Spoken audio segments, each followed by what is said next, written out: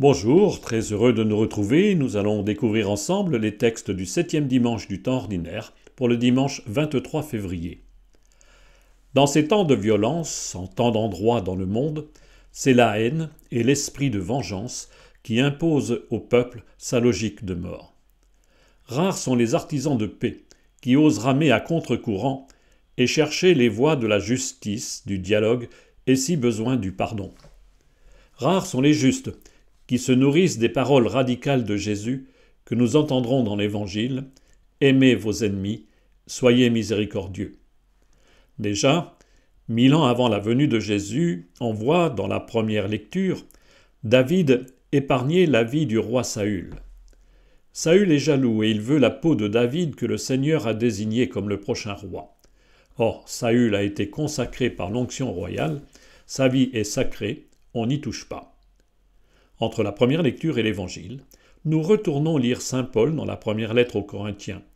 Il nous parle encore de la résurrection des morts, à quoi ressemblerons-nous dans l'au-delà. Paul compare Adam, l'homme tiré du sol, et le Christ qui est au ciel. Entrons dans la découverte de ces trois lectures dont le message peut changer la vie. Et commençons par la première lecture. La première lecture raconte un épisode dramatique de la vie du roi David. Le Seigneur avait choisi Saül comme roi d'Israël, et le prophète Samuel avait versé sur lui l'huile sainte. Mais Saül a désobéi à Dieu, et un nouveau roi David a été oint, consacré par le prophète Samuel. Le jeune David est entré au service de Saül, mais ses succès militaires et sa renommée dans le peuple provoquent la jalousie du roi en titre. Saül et ses soldats poursuivent David pour le tuer. Une nuit, David et l'un de ses compagnons entrent dans le camp de Saül. Celui-ci dort et sa vie ne tient qu'à un fil. David va-t-il en profiter pour se débarrasser de celui qui en veut à sa propre vie? Nous entendrons ce dimanche un résumé de cette scène de guerre dans le premier livre de Samuel au chapitre 26. Le texte sélectionne quelques versets entre les versets 2 à 23. En ces jours-là, Saül se mit en route. Il descendit vers le désert de Ziph avec 3000 hommes, l'élite d'Israël, pour y traquer David. David et Abishai arrivèrent de nuit près de la troupe. Or Saül était couché, endormi au milieu du camp, sa lance plantée en terre près de sa tête. Abner et ses hommes étaient couchés autour de lui. Alors Abishai dit à David : « Aujourd'hui, Dieu a livré ton ennemi entre tes mains. Laisse-moi donc le clouer à terre avec sa propre lance d'un seul coup, et je n'aurai pas à m'y reprendre 2 fois. » Mais David dit à Abishai : « Ne le tue pas. Qui pourrait demeurer impuni après avoir porté la main sur celui qui a reçu l'onction du Seigneur ?» David prit la lance et la gourde d'eau qui était près de la tête de Saül, et ils s'en allèrent. Personne ne vit rien, personne ne le sut, personne ne s'éveilla, ils dormaient tous, car le Seigneur avait fait tomber sur eux un sommeil mystérieux. David passa sur l'autre versant de la montagne et s'arrêta sur le sommet au loin à bonne distance. Il appela Saül et lui cria : « Voici la lance du roi, qu'un jeune garçon traverse et vienne la prendre. Le Seigneur rendra à chacun selon sa justice et sa fidélité. Aujourd'hui, le Seigneur t'avait livré entre mes mains, mais je n'ai pas voulu porter la main sur le Messie du Seigneur. » Le roi a donc reçu l'onction sainte de la main du prophète qui agit au nom de Dieu. Sa vie est consacrée, sacrée. Alors qu'Abishai, le compagnon de David, est prêt à tuer Saül, David, lui, refuse de profiter de la situation et de porter la main sur le roi. Celui-ci a été choisi par Dieu, il est devenu son Messie. Dans ce récit, le jeune David, déjà lui-même consacré comme Messie et futur roi, fait preuve de sagesse. En épargnant la vie de Saül, il met au-dessus de sa propre vie ou de ses intérêts la loi de Dieu, le signe sacré marqué sur la personne de son rival. Mais n'est-ce pas toute vie humaine qui est sacrée ? Tout être humain n'est-il pas marqué du signe du Créateur ? Le geste généreux de David devient signe de ce que doit être, pour les amis de Dieu, le pardon et la miséricorde.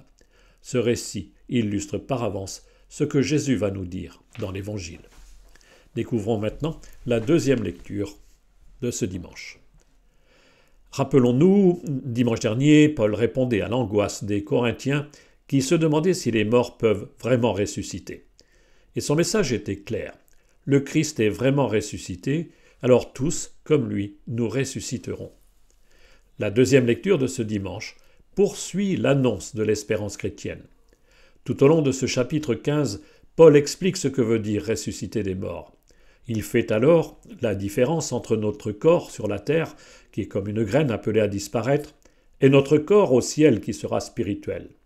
Le premier corps est celui d'Adam, le deuxième corps ressemblera à celui du Christ ressuscité.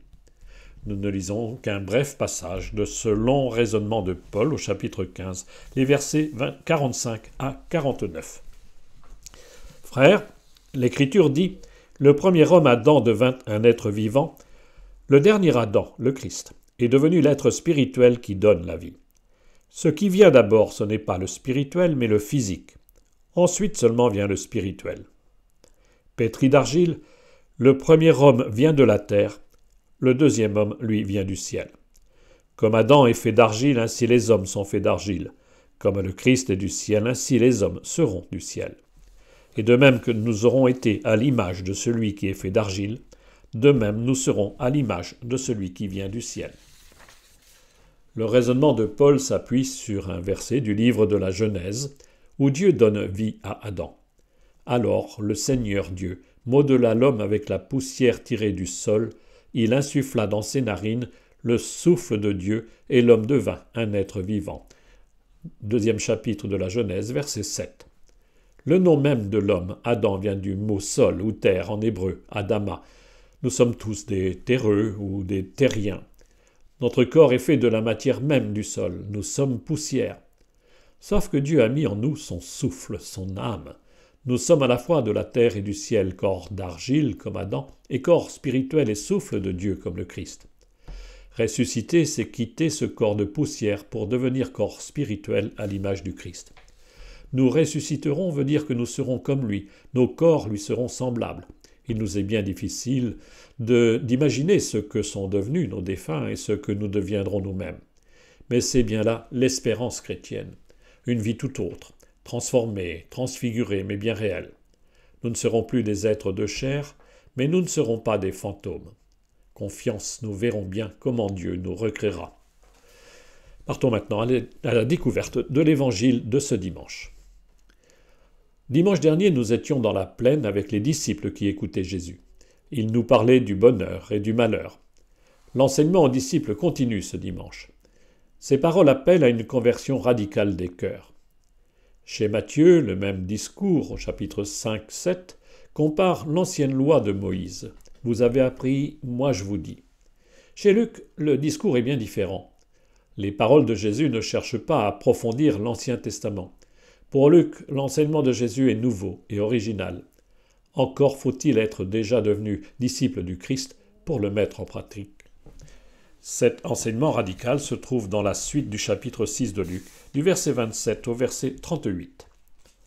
En ce temps-là, Jésus déclarait à ses disciples « Je vous le dis à vous qui m'écoutez, aimez vos ennemis, faites du bien à ceux qui vous haïssent, souhaitez du bien à ceux qui vous maudissent, priez pour ceux qui vous calomnient. À celui qui te frappe sur une joue, présente l'autre joue. À celui qui te prend ton manteau, ne refuse pas ta tunique. Donne à quiconque te demande, et à qui prend ton bien, ne le réclame pas.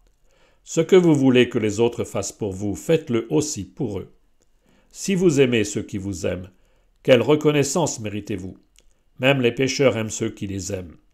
Si vous faites du bien à ceux qui vous en font, quelle reconnaissance méritez-vous? Même les pécheurs en font autant. Si vous prêtez à ceux dont vous espérez recevoir en retour, quelle reconnaissance méritez-vous? Même les pécheurs prêtent aux pécheurs pour qu'on leur rende l'équivalent. Au contraire, aimez vos ennemis, faites du bien, et prêtez sans rien espérer en retour.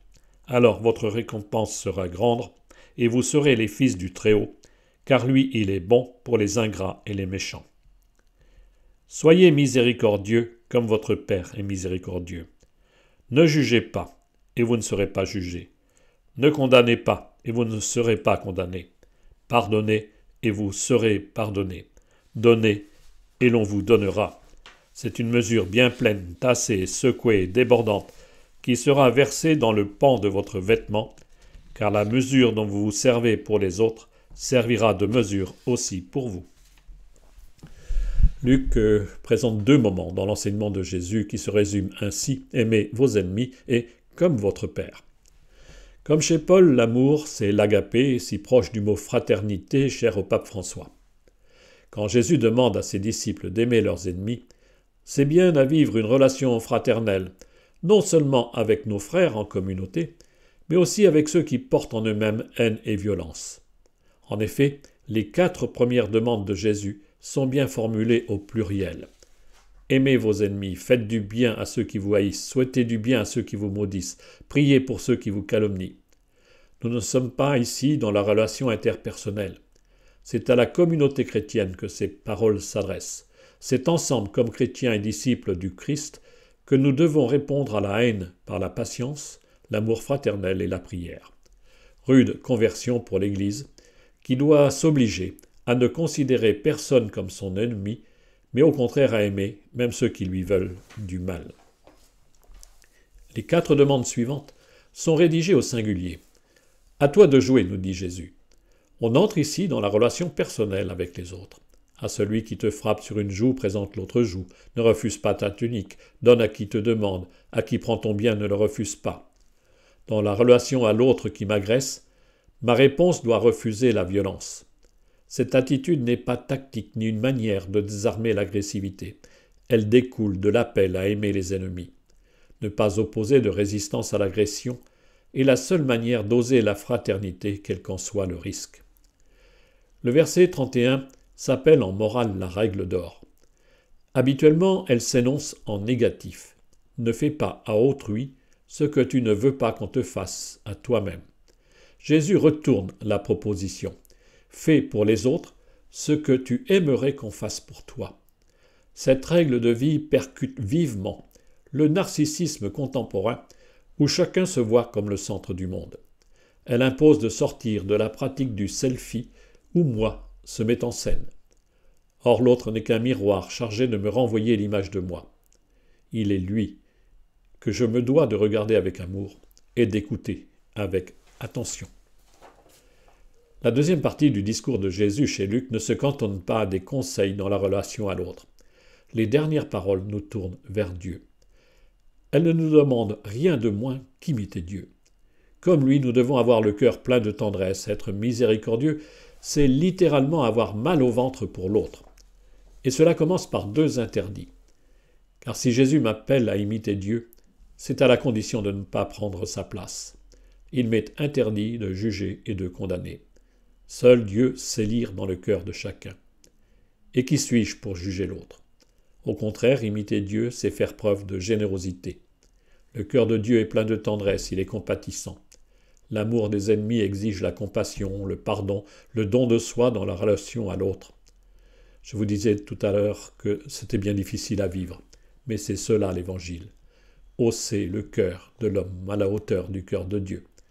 N'est-ce pas ce que vivent en vérité tant de chrétiens confrontés à la violence?